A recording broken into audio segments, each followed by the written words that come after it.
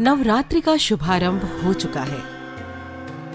मां के सभी मंदिरों के साथ साथ सभी साधकों के घरों में भी कलश की स्थापना हो चुकी है। जैसा कि आप सभी जानते हैं कि नवरात्रि में हर दिन मां के अलग अलग स्वरूपों की पूजा की जाती है। आज नवरात्रि का प्रथम दिन है। ये दिन है मां शैलपुत्री का। शैलपुत्री यानी पर्वत की बेटी। मां शैलपुत्री की आराधना जीवन में सुख समृद्धि लेकर आती है। मां शैलपुत्री को सती भी कहा जाता है, क्योंकि वे अग्नि में भस्म होकर सती हो गई थी।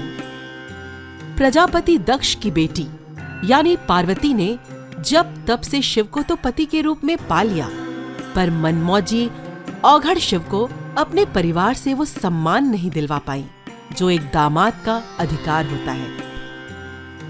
एक बार राजा दक्ष ने एक यज्ञ का आयोजन किया, जिसमें सभी देवी देवताओं को सम्मान सहित आमंत्रित किया गया था, किंतु शिव व पार्वती को आमंत्रित नहीं किया गया।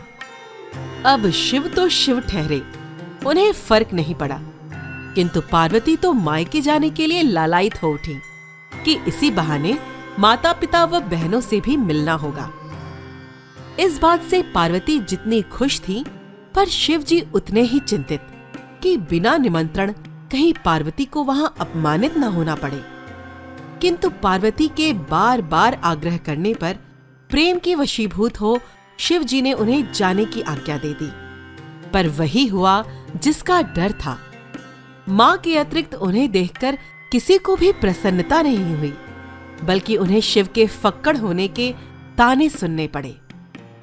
शिव, जिनसे पार्वती असीम प्रेम करती थी, उनका अपमान भला कैसे सहती? उन्हें पछतावा था कि उन्होंने अपने पति की बात को क्यों नहीं माना और अपना अपमान करवाने मायके चली आई। अब वो शिव जी का सामना कैसे कर पाएंगी? यही सोचकर उन्होंने उसी क्षण योगाग्नि का आह्वान कर स्वयं को भस्म कर डाला और सती हो गई। वो पार्वती जिससे शिव अथाह प्रेम करते थे, उनके सती होने की खबर सुनकर शिवजी व्याकुल हो उठे और तत्क्षण यज्ञ स्थान पर पहुंच गए। पार्वती के पार्थिव शरीर को लेकर तांडव करने लगे। इसी दौरान मां पार्वती की देह के कुछ अंश धरती पर गिर गए, जहां पर बाद में शक्ति पीठों की स्थापना की गई। इस प्रकार मां पार्वती के इस रूप को सती रूप कहा गया। ये कथा हमें सिखाती है कि अपने आत्मसम्मान से हमें कभी भी समझौता नहीं करना चाहिए और कहीं भी बिन बुलाए नहीं जाना चाहिए। द रिवॉल्यूशन देशभक्त हिंदुस्तानी की ओर से आप सभी को प्रथम नवरात्रि की हार्दिक शुभकामनाएं।